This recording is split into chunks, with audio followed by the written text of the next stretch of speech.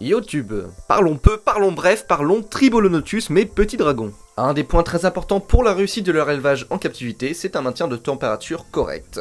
On parle souvent de l'hygrométrie qui doit toujours être élevée dans leur terrarium, mais en réalité chez moi je ne les pulvérise que 3 à 4 fois maximum par semaine, et j'ai obtenu mes premières reproductions il y a quelques années maintenant, en trouvant la bonne température. Tu as une petite marge de température de 20 à 28 degrés, c'est juste parfait. Cependant, il ne fait que 18 degrés chez moi environ l'hiver, et comme tu peux le voir, mes Tribolonotus sont toujours actifs, même la journée.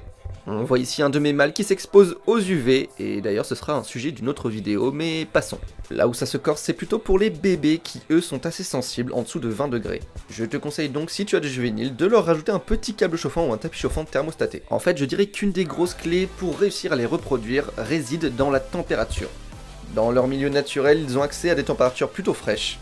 Tu l'auras donc sans doute compris, mais je vérifie toujours mes températures avant de pulvériser mes terrariums.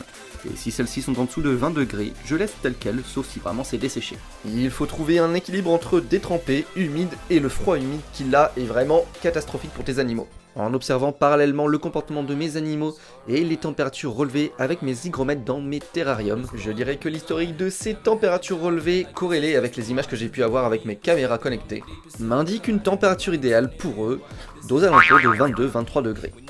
La prochaine vidéo, mes petits dragons en bref, portera sur leur reproduction, et je donnerai quelques tips qui marchent chez moi.